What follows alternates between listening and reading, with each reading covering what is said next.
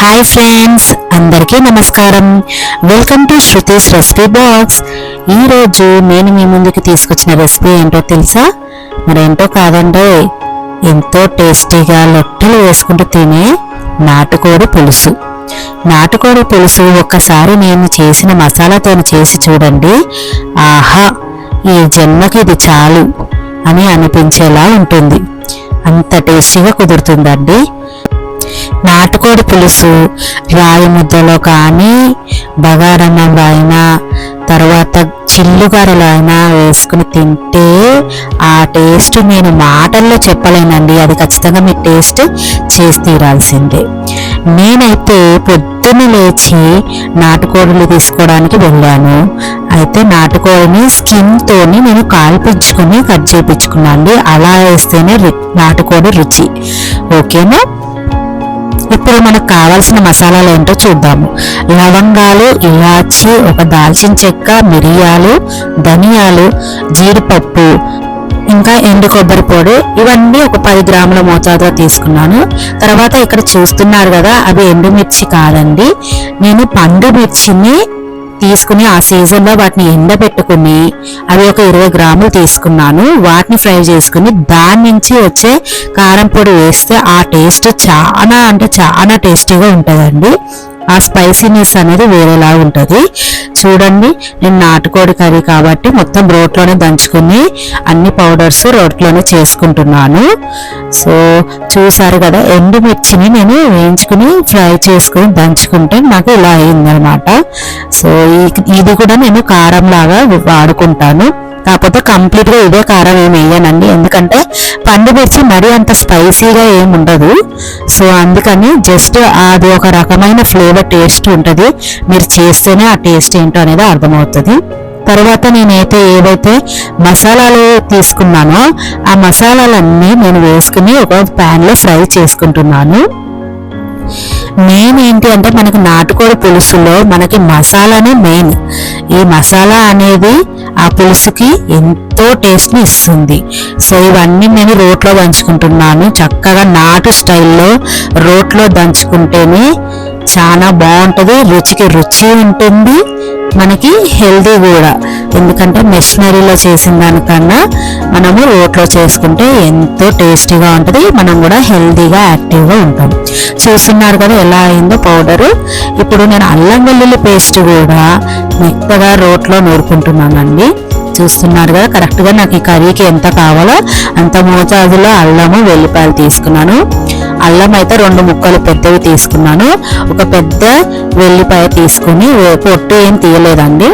మీకు కావాలంటే పొట్టు తీసేసుకుని వేసుకోవచ్చు. దీంతో మనకు 4 టేబుల్ స్పూన్ అంతా అల్లం వెల్లుల్లి పేస్ట్ రెడీ అవుతుంది. ఇప్పుడు 5 టేబుల్ స్పూన్ ఆయిల్ వేసుకున్నాను. నాటుకోడి పులుసు కదండి, కొంచెం ఆయిల్ ఎక్కువనే పడుతుంది. ఓకే, పులుసు కర్రీలలో వేట్లైనా కానీ కొంచెం ఆయిల్ ఎక్కువ వేసుకుంటాను, టేస్ట్ బాగుంటుంది. నేను ఒక 10 పచ్చిమిర్చిలు వేసుకున్నాను. తర్వాత 2 పెద్ద సైజ్ ఆనియన్స్ వేసుకుని ఫ్రై చేసుకుంటున్నాను. తర్వాత కొంచెం ఆనియన్స్ ఫ్రై అయ్యాక నేను ఏదైతే అల్లం వెల్లుల్లి పేస్ట్ దంచుకున్నానో ఆ పేస్ట్ని వేసుకున్నాను. చాలా స్పైసీగా ఘాటుగా వస్తుందండి టేస్ట్. అల్లం వెల్లుల్లి పేస్ట్ మనం నూరుకుంటే మార్కెట్లో దొరికింది అంత అనిపించదు, వాటరీగా ఉంటుంది కదా, అంత అనిపించదు. మనం నూరుకుంటే చాలా బాగుంటుంది.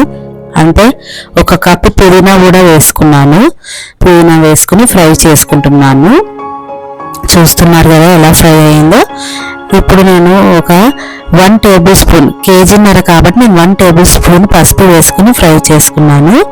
ఇప్పుడు ఏదైతే నాటుకోడి ఉందో మొత్తం నాటుకోడిని నేను పీసెస్గా, చూసారు కదా ఏ సైజ్ పీసెస్ ఉన్నాయో అలా కట్ చేసుకున్న నాటుకోడిని నేను వేసుకున్నాను. అంతేకాకుండా 2 టేబుల్ స్పూన్ సాల్ట్ వేసుకున్నాను. సాల్ట్ అయితే మనం ఒకసారి ముక్క ఉడికినాక ఒకసారి చూసుకొని దాన్ని బట్టి మనం వేసుకోవాలి సాల్ట్. సో కూర అయితే మంచిగా మగ్గిందండి. మామూలుగా అయితే నేనైతే పెద్ద స్టవ్ మీద వండుతున్నాను, కొంచెం తొందరగానే కుక్ అయిపోతుంది. సో అలా కాదు అని అనుకుంటే మీరు ఒకసారి అయితే ప్రెషర్ కుక్కర్లో వేసుకుని చక్కగా ఉడకబెట్టుకుని కూడా చేసుకోవచ్చు. నేనైతే 2 పెద్ద సైజు టమాటాలను వేసుకుని చక్కగా ఉడికించుకున్నాను. చూసారు కదా ఎలా ఉడికిపోయిందో. టమాటాలు మంచిగా ఉడికిన తర్వాత నేనైతే ఒక 1/2 లీటర్ ఆల్మోస్ట్ హాఫ్ లీటర్ అండి, 400 ml ఎగ్జాక్ట్ చెప్పాలంటే అంత వాటర్ వేసుకున్నాను. ఎందుకంటే నాటుకోడి నార్మల్ కోడి లాగా తొందరగా ఉడకదు, టైం పడుతుంది ఉడకడానికి. మనం చూసుకోవాలి ముక్క ఉడికిందా లేదా, ఎట్లా అయింది, కన్సిస్టెన్సీ మంచిగా ఉడుకుతుందా లేదా అనేది చెక్ చేసుకోవాలి. మనం తీసుకునేటప్పుడే చూసుకోవాలి అసలు ఎలాంటిది తీసుకున్నాము అనేది. నాటుకోడి వండడం అంటే ఒకవేళ ముదురు కోడి అయిందనుకోండి అది తొందరగా ఉడకదు. నాకైతే లక్కీగా చాలా మంచిగా దొరికిందండి. నేను ఇప్పుడు 3 టేబుల్ స్పూన్ కారం వేసుకుంటున్నాను.